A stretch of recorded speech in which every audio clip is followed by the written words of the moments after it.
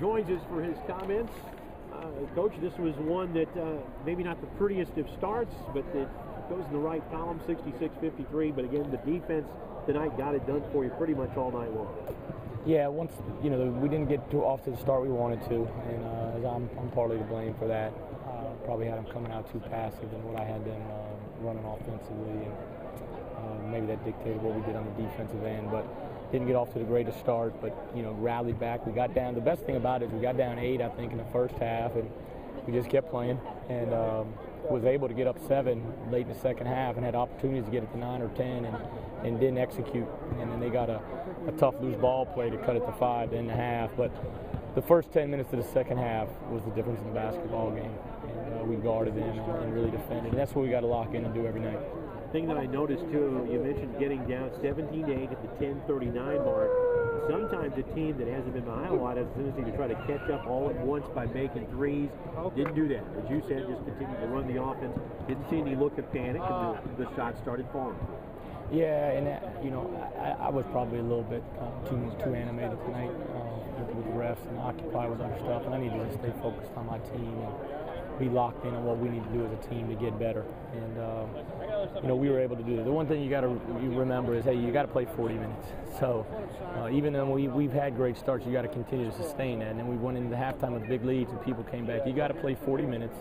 We got an experienced group and a composed group, and I challenged the bench guys too and lock them at the end of the game. We need them to continue to get better for us. Isaiah Cannon really on fire in the first half. He had 5 3-pointers in the first half, 15 points. Hit another one, led the team with 21 points. He had a really good night. He did. He's a very good player. The first he set the tone. And really, he comes off a ball screen the first possession of the game. He's got a wide open 3, and he turned it down, and then we kicked it out of bounds, and that would just kind of set the tone for the first couple minutes of the game. But he rallied, and he really led that comeback with a bunch of big threes. And the one thing he can do is really shoot the basketball, and if people pressure, he can get by him and make good decisions, get people open. Also, he had a good night defensively as he led the team with 5 steals. That's a good night. Yeah, we got if you watch the tape, and Townsend got the first 8 points on him, and we jumped on him in the timeout, and we knew they were going to go at him defensively. And then after the first couple minutes, he really responded, and the whole team responded. And you got to lock in and guard every single possession, and we started to do that in stretches. Also, you got more of what you really like seeing out of Ivan Aska tonight. This was one of the most complete games you may have ever played as a racer with that double-double. He made his free throws, did a lot of things to help the Racers win. He made some tough plays around the basket. I don't know if he got fouled a couple of times. That's why I need to leave the refs alone and just let them officiate the game. But 11 rebounds. If he can get 11 rebounds, that's a huge number for us. But 14 points, 11 rebounds. He made some big, strong physical plays around the basket for us. Also, you talked about starting off well in the second half, and it did, I think, an 8-0 run before they even got on the board in the second half.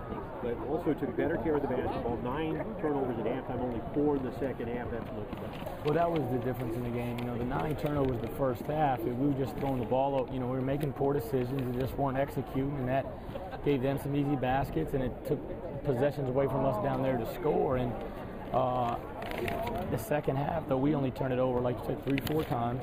And, what got them back in the game was some shot selection and settling too much for threes in that stretch where they made their little run to get it to 10 or so. And but, we would have liked to turn them over a little bit more, 1 or 2 more steals if we could have. But we had a really good stretch to where we really locked in and got up whatever it was, 15 or 17. I know coaches panic. It was 55-34, 9:27 go up by 21. And then over the next 4:19, it is the 15-2 run you were talking about. But again, I didn't see panic in the faces of the players. They kept it in control and pushed the lead back into double digits. Yeah, I've got to keep my composure. That's one thing I got to do, and not to apologize to the refs.